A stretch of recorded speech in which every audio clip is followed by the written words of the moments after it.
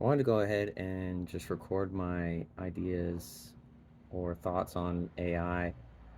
Well, I'm still pretty new to it. Uh, I like to mess around with ChatGPT, and I just downloaded Midjourney, or not downloaded. I got like the Discord or whatever, how it works, and um, I really like it. I know that a lot of people in the creative space are worried that it's going to take away, like writers are worried that it's going to take away their jobs, and graphic designers are worried about it as well, and like stealing intellectual property and stuff like that because it is based on everything that humankind has created as like a bank of knowledge. Um, but personally, I really like it, and these areas of like programming and graphic design I'm not good at. Uh, but now that it's kind of facilitating those routes, I'm more willing to jump into those things. Like learning Python, if I know that I'm not going to have to write every piece of Python code by scratch, and I really just need to know how to read it and tell if it's right and how to tweak it and stuff like that. I'm way more likely to learn it now because before I would have had to spend hours and hours and hours, and AI has kind of cut that, not learning curve, but doing curve. I don't know what you would call that.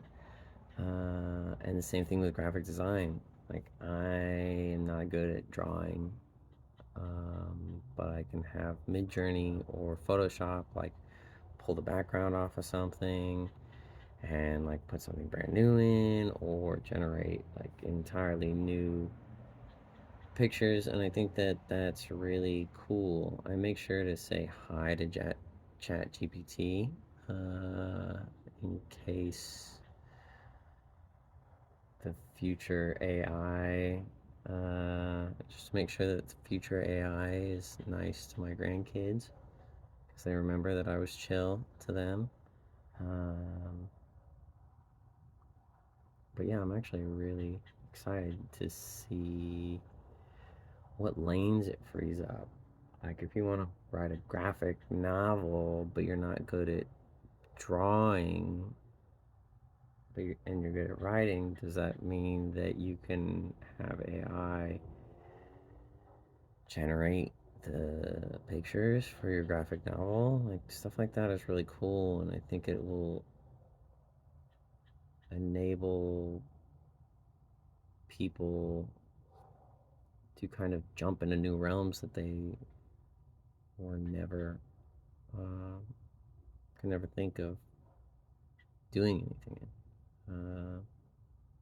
So yeah, I'm excited to see where it takes us. Oh, and it's been interesting because with ChatGPT, at first I kind of treated it like Google search, and I was asking it questions like something that you would ask in Google search, and then I started kind of playing with it a little bit more and getting a little bit more creative. And like, I asked it to tell me a funny story that was like historically accurate in from the perspective of a cat in a film noir voice, and just playing with that kind of stuff gets really, really silly. So I would definitely recommend going from like, hey, ChatGPT, um, how do I, or like, what's the capital of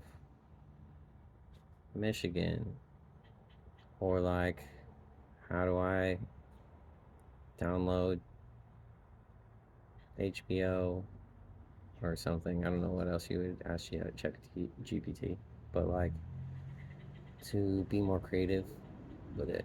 and ask it, like, if you're having a bad day or something like that, ask it to tell you, like, 10 examples of beautiful things around the world that are um, not well known in Southeast Asia, like really obscure shit. Just go down crazy rabbit holes or make it tell you funny stories and, like, I don't know, like, read a news article about funny dogs in the voice of Mike Tyson. Just bonkers stuff and see what it comes up with. And I think uh,